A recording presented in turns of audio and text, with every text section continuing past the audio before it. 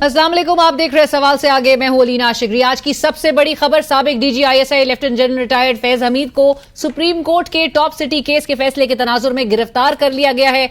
ISPR की मुख्तसर press release के मुताबिक lieutenant general retired Faiz Hamid को फौज की तहवील में ले लिया गया है। सुप्रीम कोर्ट के हुक्म पर पाक फौज ने साबिक डीजी आईएसआई के खिलाफ तफसीली इंक्वायरी की और उनके खिलाफ टॉप सिटी केस में शिकायत का जायजा लिया गया। अब उनके खिलाफ आर्मी एक्ट के तहत कार्रवाई की जा रही है और कोर्ट मार्शल की कार्रवाई का भी आगाज हो चुका है। प्रेस रिलीज में यह भी कहा गया कि lieutenant general retired Faiz Hamid के हवाले से उनकी रिटायरमेंट के बाद भी आर्मी एक्ट की मुतादिद खिलाफ वर्जियां साबित हुई। जाने वोटों की दोबारा गिनती से मुतालिक आज सुप्रीम कोर्ट का 2-1 के तनासब से आया फैसला हुकूमत की 3 कौमी असेंबली की निशिस्तों में इजाफा कर गया।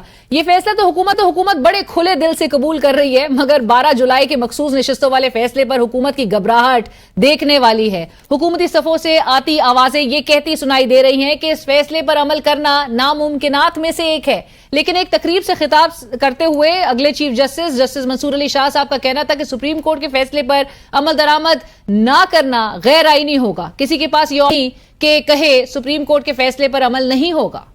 की जजमेंट्स बिल्कुल इंप्लीमेंट होती हैं और यही स्ट्रक्चर है आइन का भी।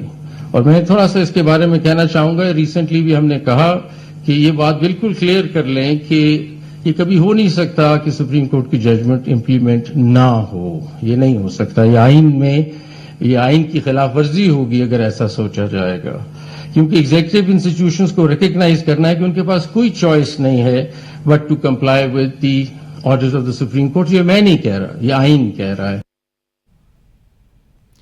तो वजीर आजम के मुशीर बराए सियासी उमूर राना सनाउल्लाह साहब कहते हैं कि जज का ये काम ही नहीं कि वो तकारीर करे और अपना मौकिफ पेश करे। हाई कोर्ट हो या सुप्रीम कोर्ट, किसी अदालत को आइन से मुतसादिर फैसले करने का इख्तियार नहीं।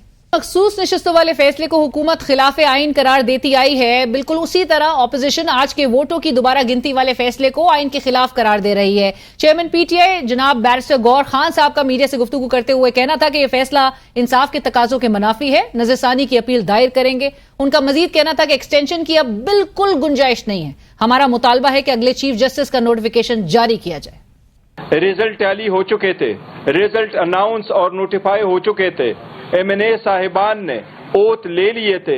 इसी सरकमस्टांस में इसको रिवर्स करना हम समझते हैं इंसाफ के तकाजों के मुनाफी है। कि 87 days before the retirement of Bandial साहब का उनका नोटिफिकेशन हुआ है, किया था, तो हमने उनको कहा है कि आप ये कर दे ताकि ये मैटर खत्म हो जाए। दूसरी जानिब अडियाला जेल में 190 मिलियन पाउंड केस की समाअत के दौरान साबिक वजीर आजम जनाब इमरान खान साहब ने सहाफियों से गुफ्तगू करते हुए कहा कि पार्टी स्ट्रीट मूवमेंट के लिए तैयार रहे। मखसूस निशिस्तों का फैसला ना माना गया या चीफ जस्टिस को एक्सटेंशन देने की कोशिश की गई तो हम एहतजाज करेंगे। इनको खदशा है कि हल्के खुलेंगे तो उनकी सारी चोरी पकड़ी जाएगी। ये इसीलिए ट्रिब्यूनल्स में अपने जजेस को बिठाना चाहते हैं। रावलपिंडी के साबिक कमिश्नर ने कहा 70 हजार से जीतने वालों को हराया गया है। मौजूदा हुकूमत 2/3 अक्सरियत कायम करके आइन में तब्दीली चाहती है।